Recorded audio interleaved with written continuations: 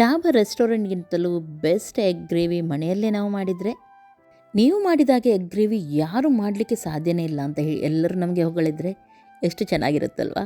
Hello ನನ್ನ ಕುಟುಂಬದವರೇ, ಹೇಗಿದ್ರೆ ಎಲ್ಲರೂ. ಇವತ್ತು ಬೆಸ್ಟ್ ಒಂದು ಎಗ್ ರೆಸಿಪಿ ತೋರಿಸ್ತೀನಿ. ಫಸ್ಟಿಗೆ ಒಂದು ಪಾತ್ರೆಯಲ್ಲಿ ಸ್ವಲ್ಪ ಎಣ್ಣೆಯನ್ನು ಹಾಕಿ ಬಡಿ ಶೇಪನ್ನು ಹಾಕೋಣ. ಇವಾಗ ಅದೇ ಎಣ್ಣೆಗೆ 4 ದೊಡ್ಡ ಸೈಜ್ ನೀರುಳ್ಳಿಯನ್ನು ಹಾಕಿ ಚೆನ್ನಾಗಿ ಕೆಂಪಾಗುವವರೆಗೂ ಫ್ರೈ ಮಾಡಲಿಕ್ಕುಂಟು. ಹಾಗಾಗಿ ಸ್ವಲ್ಪ ಟೈಮ್ ಹಿಡಿಯುತ್ತೆ. ಇದು ಫ್ರೈ ಆಗೋ ತನಕ ಇದಕ್ಕೆ ಏನೆಲ್ಲ ಮಸಾಲ ಬೇಕು ನೋಡಿ, ಅದನ್ನು ರೆಡಿ ಮಾಡಿಕೊಳ್ಳೋಣ. Masala very simple. 1.5 ಟೇಬಲ್ ಸ್ಪೂನಷ್ಟು ಕೊತ್ತಂಬರಿ ಕಾಳು, ಅರ್ಧ ಟೇಬಲ್ ಸ್ಪೂನಷ್ಟು ಜೀರಿಗೆ ಹಾಗೂ ಮನೆಯಲ್ಲೇ ಮಾಡಿದ ಚಿಲ್ಲಿ ಪೌಡರ್ ಯೂಸ್ ಮಾಡ್ತಾ ಇದ್ದೀನಿ. ನಿಮಗೆ ಬೇಕಿದ್ರೆ ಹೊರಗಡೆದು ಕೂಡ ನೀವು ಹಾಕ್ಬೋದು. 2 ಚಮಚದಷ್ಟು ಹಾಕಿದ್ದೀನಿ. ಸ್ವಲ್ಪ ಗರಂ ಮಸಾಲ, ಅರಿಶಿನ ಪೌಡರ್ ಇವೆಲ್ಲವನ್ನು ಮಿಕ್ಸಿ ಜಾರಿಗೆ ಹಾಕಿ ಪುಡಿ ಮಾಡಲಿಕ್ಕುಂಟು. ಖಾರ ಬೇಕಿದ್ರೆ ನೋಡಿಕೊಂಡು ಆಮೇಲೆ ಕೂಡ ಹಾಕ್ಬೋದು ನಾವು. ಹಾಗಾಗಿ ಇದನ್ನು ಫೈನಾಗಿ ನಾವು ಪುಡಿ ಮಾಡೋಣ. ಓಕೆ, ಇವಾಗ ಎಗ್ಗಿಗೆ ಮಸಾಲ ರೆಡಿಯಾಗಿದೆ. ಇಷ್ಟೇ ಮಾಡಲಿಕ್ಕಿರೋದು. ಇದನ್ನು ಮಾಡಿ ನೀವು ಫ್ರಿಜ್ಜಲ್ಲಿ ಕೂಡ ಸ್ಟೋರ್ ಮಾಡಿ ಇಡ್ಬೋದು. ಯಾವಾಗ ನಿಮಗೆ ಏನಾದರೂ ಮಾಡಲಿಕ್ಕಿದ್ರೆ ಮಾಡ್ಬೋದು. ಇದರಲ್ಲಿ ನೀರುಳ್ಳಿ ಸ್ವಲ್ಪ ಕೆಂಪಾಗ್ತಾ ಬರುವಾಗ ಕಸೂರಿ ಮೇಥಿಯನ್ನು ಹಾಕಿದ್ದೀನಿ, ಒಂದು ಅರ್ಧ ಟೇಬಲ್ ಸ್ಪೂನಷ್ಟು. ಹಾಗೂ ಚೆನ್ನಾಗಿ ಇದನ್ನು ಮಿಕ್ಸ್ ಮಾಡಿ. ಇದು ಸ್ವಲ್ಪ ಕೆಂಪಾಗ್ತಾ ಬರುವಾಗ ಇದಕ್ಕೆ ಜಿಂಜರ್ ಗಾರ್ಲಿಕ್ ಪೇಸ್ಟು 1 ಚಮಚದಷ್ಟು ಹಾಗೂ ಸ್ವಲ್ಪ ಕೊತ್ತಂಬರಿ ಸೊಪ್ಪನ್ನು ಹಾಕಿ ಫ್ರೈ ಮಾಡಿ. ಹಾಗೂ ಇದೇ ಎಣ್ಣೆಯಲ್ಲಿ ಇವಾಗ ಮತ್ತು ಕೂಡ ಇನ್ನೂ ಸ್ವಲ್ಪ ನೀರುಳ್ಳಿ ಫ್ರೈ ಆಗಲಿಕ್ಕುಂಟು, ಕೆಂಪಾಗುವವರೆಗೂ ಫ್ರೈ ಮಾಡಲಿಕ್ಕುಂಟು. ಇವಾಗ ನೋಡಿ ಎಣ್ಣೆ ಬಿಟ್ಟಿದೆ, ನೀರುಳ್ಳಿ ಕೂಡ ಚೆನ್ನಾಗಿ ಕೆಂಪಾಗಿದೆ. ಈ ರೀತಿ ಆಗಬೇಕು. ಯಾವತ್ತೂ ನೆನಪಿಡಿ, ಎಗ್ ಟೇಸ್ಟ್ ಇರಲ್ಲ, ನಾವು ಮಸಾಲವನ್ನೇ ಟೇಸ್ಟಾಗಿ ಮಾಡಬೇಕಾಗತ್ತೆ. ಇವಾಗ ರೆಡಿ ಮಾಡಿದ ಮಸಾಲ ಇತ್ತು ನೋಡಿ, ಅದನ್ನು ಇದಕ್ಕೆ ಹಾಕೋಣ ಪೂರ್ತಿಯಾಗಿ. ಹಾಗೂ ಗ್ಯಾಸನ್ನು ಲೋ ಫ್ಲೇಮಲ್ಲಿಟ್ಟು ಸ್ವಲ್ಪ ಫ್ರೈ ಮಾಡುವಾಗ ಒಂದು 1/4 ಕಪ್ಪಷ್ಟು ನೀರನ್ನು ಹಾಕಿ ಫ್ರೈ ಮಾಡಿ. ಯಾಕೆಂದರೆ ಮಸಾಲ ಇಲ್ಲಿ ಕಪ್ಪಾಗಬಾರ್ದು, ಚೆನ್ನಾಗಿ ಫ್ರೈ ಆಗಬೇಕು. ನೀರು ಹಾಕಿ ಸ್ವಲ್ಪ ಹೊತ್ತು ಎಣ್ಣೆ ಬಿಡೋವರೆಗೂ ಈ ಮಸಾಲವನ್ನು ಫ್ರೈ ಮಾಡ್ತಾ ಹೋಗಿ. ಎಣ್ಣೆ ಬಿಟ್ಟ ಮೇಲೆ ಇದಕ್ಕೆ ಟೊಮೆಟೊವನ್ನು ಸೇರಿಸೋಣ.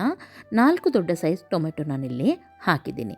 ಹಾಗೂ ರುಚಿಗೆ ತಕ್ಕಷ್ಟು ಉಪ್ಪನ್ನು ಹಾಕಿ ಇದನ್ನು ಮುಚ್ಚಿಡೋಣ. ಇದು ಟೊಮೆಟೊ ಏನಾಗಬೇಕು, ಸಾಫ್ಟ್ ಆಗಬೇಕು. ಮಧ್ಯದಲ್ಲಿ ಚಮಚದಿಂದ ಮಸಾಲವನ್ನು ಇದು ಮಾಡ್ತಾ ಇರಿ. ನಾನು ಏನು ಮಾಡಿದೆ, ಸ್ವಲ್ಪ ನೀರನ್ನು ಕೂಡ ಬೆರೆಸಿದ್ದೆ. ಇದರಿಂದ ಏನಾಗಿದೆ, ಟೊಮೆಟೊ ಬೇಗನೆ ಸಾಫ್ಟ್ ಆಗುತ್ತೆ, ಗೊಜ್ಜಾಗುತ್ತೆ ನೋಡಿ. ಈ ರೀತಿ ಬರಬೇಕು. ಇವಾಗ ನೋಡ್ತಾ ಇದ್ದೀರಲ್ಲ, ಆಯಿಲ್ ಯಾವ ರೀತಿ ಮೇಲೆ ಬಿಟ್ಟಿದೆ ನೋಡಿ. ಚೆನ್ನಾಗಿ ಮಸಾಲವನ್ನು ನಾನು ಫ್ರೈ ಮಾಡಿದ್ದೀನಿ, ಆಯಿಲ್ ಈ ರೀತಿ ಮೇಲೆ ಬರೋ ತನಕ. ಇವಾಗ ಎಣ್ಣೆ ಮೇಲೆ ಬಿಟ್ಟಿದಲ್ವಾ, ಎಗ್ಗನ್ನು ಇದಕ್ಕೆ ಹಾಕೋಣ. ಹಾಗೂ ಈ ಎಣ್ಣೆಯಲ್ಲಿ ಸ್ವಲ್ಪ ಹೊತ್ತು ಎಗ್ ಒಳ್ಳೆ ರೀತಿ ಫ್ರೈ ಆಗಬೇಕು. ಇವಾಗ ಏನು ಮಾಡ್ತೀನಿ, ಗ್ಯಾಸನ್ನು ಲೋ ಫ್ಲೇಮಲ್ಲೇ ಇಟ್ಟಿದ್ದೀನಿ. ಹಾಗೂ ಸ್ವಲ್ಪ ಕೊತ್ತಂಬರಿ ಸೊಪ್ಪನ್ನು ಮತ್ತೆ ಮೇಲ್ಗಡೆಯಿಂದ ಹಾಕಿ ಇದನ್ನು ಮುಚ್ಚಿಡ್ತೀನಿ. 1 ನಿಮಿಷ ಮುಚ್ಚಿಟ್ರೆ ಸಾಕು. 1 ನಿಮಿಷ ಆದಮೇಲೆ ಓಪನ್ ಮಾಡುವಾಗ ನೋಡಿ, ಮಸಾಲ ಒಳ್ಳೆ ರೀತಿ ಸಾಫ್ಟ್ ಆಗಿದೆ, ಮೊಟ್ಟೆಗೆ ಕೂಡ ಎಳೆದಿದೆ. ದೊಡ್ಡ ಕಪ್ಪಲ್ಲಿ 1 ಕಪ್ಪಷ್ಟು ಮೊಸರನ್ನು ತಗೊಂಡು ಅದನ್ನು ಗ್ರೈಂಡ್ ಮಾಡಿ ಇದಕ್ಕೆ ಸೇರಿಸಿದ್ದೀನಿ. ಬೇಕಿದ್ರೆ ಸ್ವಲ್ಪ ನೀರನ್ನು ಕೂಡ ನೀವು ಆ್ಯಡ್ ಮಾಡಿ.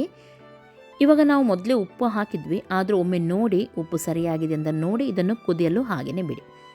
ಇವಾಗ ನೋಡಿ ಚೆನ್ನಾಗಿ ಕುದೀತಾ ಉಂಟು. ಆಯಿಲ್ ನೋಡಿ ಯಾವ ರೀತಿ ಮೇಲೆ ಬಂದಿದೆ, ಈ ರೀತಿ ಬರಬೇಕು. ಪರ್ಫೆಕ್ಟ್ ಆಗಿದೆ, ಉಪ್ಪೆಲ್ಲ ಕರೆಕ್ಟ್ ಆಗಿದೆಯಾ ನೋಡಿ. ಇವಾಗ ಕೊನೆಗೆ ಇದಕ್ಕೆ ಮತ್ತೊಮ್ಮೆ ಕೊತ್ತಂಬರಿ ಸೊಪ್ಪು ಹಾಗೂ ಹಸಿಮೆಣಸಿನಕಾಯಿ ಮೇಲ್ಗಡೆಯಿಂದ ಹಾಕಿ. ಹಸಿಮೆಣಸಿನಕಾಯಿ ಹಾಕಿ ಜಾಸ್ತಿ ಹೊತ್ತು ಕುದಿಸ್ಲಿಕ್ಕಿಲ್ಲ, ಹಾಗೆಯೇ ಅದನ್ನು ಗ್ಯಾಸನ್ನು ಆಫ್ ಮಾಡಿಬಿಡಿ. ಎಗ್ ಮಸಾಲ ರೆಡಿ ಆಗಿದೆ. ಒಮ್ಮೆ ಇದನ್ನು ನೀವು ಮನೆಯಲ್ಲಿ ಟ್ರೈ ಮಾಡಿ. ಡೈಲಿ ಹೇಳ್ತಾರೆ ಕೂಡ, ನೀನು ಮಾಡಿದಷ್ಟು ಎಗ್ ಮಸಾಲ ಯಾರು ಮಾಡಲಿಕ್ಕಾಗಲ್ಲ, ಅಷ್ಟು ಚೆನ್ನಾಗಿರುತ್ತೆ, ಅಷ್ಟು ರುಚಿಯಾಗಿರುತ್ತೆ ಅಂತೇಳಿ ಗಟ್ಟಿಯಾಗಿ ಊಟ ಮಾಡ್ತಾರೆ. ರೊಟ್ಟಿ ಇರಲಿ, ಚಪಾತಿ ಇರಲಿ, ಮುದ್ದೆ ಇರಲಿ, ರೈಸ್ ಇರಲಿ, ಎಲ್ಲದಕ್ಕೂ ಬೆಸ್ಟ್ ಆಗುತ್ತೆ. ಟ್ರೈ ಮಾಡಿ ಹೇಳಿ ಯಾವ ರೀತಿ ಆಗಿತ್ತಂತ ಹೇಳಿ.